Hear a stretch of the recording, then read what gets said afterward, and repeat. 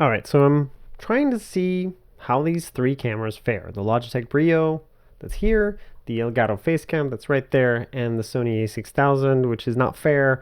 It's a very, very fancy setup with a 50mm base 1.8 aperture lens that is currently set as at 2.8 in order to reduce kind of like focus hunting. And right now, the only lamp I have in this room is a 2 bulb, 60 watt each LED soft white kind of thing.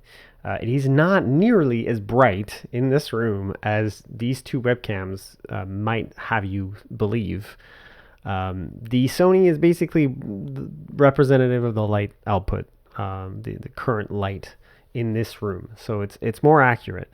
I'm just using it as a reference, not really to say, hey, you should buy this. I just want to see how the Elgato Facecam and the Brio deal with external lighting that is not just your basic lamp. So right now I just turned on another lamp, which is closer to my face, and you can see that the Brio kind of like handled that pretty well. If there's direct lighting on your face, it's kind of like, it's pretty good. A little palish, bluish on the Elgato Facecam, a little pinkish on the Brio, and I'm very, very yellow on the Sony. And the reason for that is the Sony is expecting my Elgato Keylight Air lighting to be on. And if I turn it on very bright, it's actually a little too bright. Let's do that again with a little less brightness. So if I turn on the spotlight right away, its color is kind of compensating the rich white, soft white, or almost yellow color of everything else. So when I do that, you can see the face cam kind of saturates. It's clipping. There's too much brightness for it to handle. However, if I turn on my fill light, which is another light that I have at an angle and a little further out away from my face, and I kind of like turn it down a little bit to a reasonable level, it's all right. The Brio kind of deals with it without me being completely pale and white. The face cam, I'm a vampire now.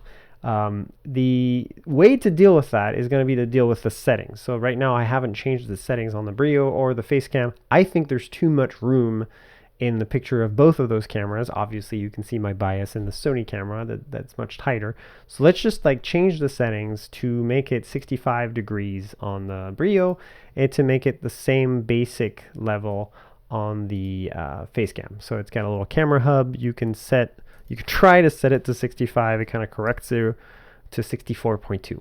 Good enough.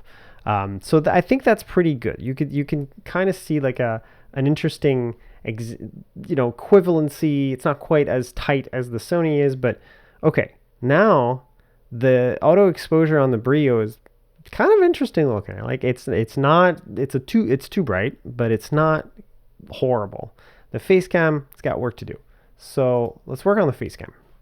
In the camera hub for the face cam, you can see a few settings down there for white balance.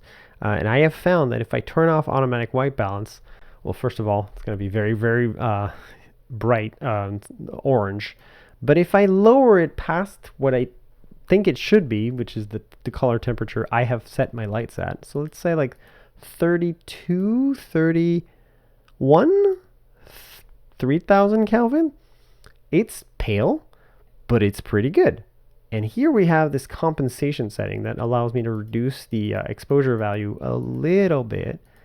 And there you go. So that's a little too dark. Maybe, yeah, it's pretty good. The dark areas of the image are dark, and I'm not completely vampire, which is nice. Let's see if we can do the same thing with the Brio, which has a camera settings app, and always resets the whiteness or the width of the screen when you open it. And so similar, you see, you turn off white balance, but if you turn off white balance and try to do the same thing as you did on the face cam, for some reason, it's impossible to make it be manually the color that it is automatically. I'll show you. If I go to 3500, it's pinkish. If I go to 3300, it's still pink. If I go to 3000, same. If I turn on auto white balance, I'm a little green, a little yellow, but not bad.